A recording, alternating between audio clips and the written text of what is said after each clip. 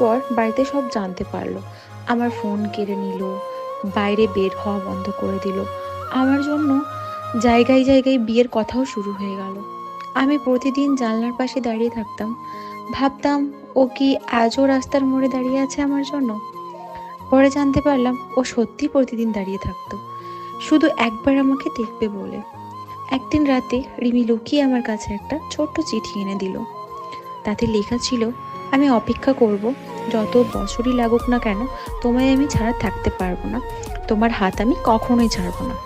চিঠিটা পড়ে আমি অনেক কেঁদেছিলাম। এরপর শুরু হলো আমাদের জীবনের সব থেকে কঠিনতম সময়। ও চাকরি খুঁজতে চলে গেল শহরে, প্রায় 2 বছর পার হয়ে গেছে। আমরা সামনাসামনি দেখা করতে পারিনি, শুধু বন্ধুদের মাধ্যমে খবর পেতাম। একদিন হঠাৎ শুনলাম ও নাকি ভয়ঙ্কর একটা সড়ক দুর্ঘটনায় পড়েছে। আমার পৃথিবীটা যেন থেমে গেল। আমি হাসপাতালে ছুটে গেলাম, দেখলাম ওর মাথায় ব্যান্ডেজ, হাতে প্লাস্টার। তবুও আমায় দেখে হেসে বলল, দেখলে তো, আমি কথা রেখেছি, এখনো বেঁচে আছি, কারণ তোমাকে বিয়ে করতে হবে যে। সেদিন আমি প্রথমবার ওর সামনে কেঁদে ফেললাম। ধীরে ধীরে ও সুস্থ হলো, একটা ভালো চাকরিও পেল। তারপর আবার দুই পরিবারের সামনে দাঁড়ালো। ও শুধু একটাই কথা বলেছিল আমার বাবাকে, আমি আপনার মেয়েকে নিয়ে পালাতে চাই না, আমি আপনার মেয়েকে আশীর্বাদ নিয়ে ওকে বাড়িতে আনতে চাই। হয়তো ওর চোখে সত্যিটা সবাই বুঝতে পেরেছিল। অনেক দিন রাগ, অভিমান, ভুল বোঝাবুঝির পর অবশেষে দুই পরিবার রাজি হয়ে গেল। আমাদের বিয়ে ঠিক হয়ে গেল। বিয়ের দিন ও আমার কানে কানে বলছিল, আজ থেকে আর লুকিয়ে দেখা করতে হবে না। আমি শুধু হেসেছিলাম ওর কথা শুনে। বিয়ের 1 বছর পর আল্লাহ আমাদের বড় একটা সুখ দিলেন।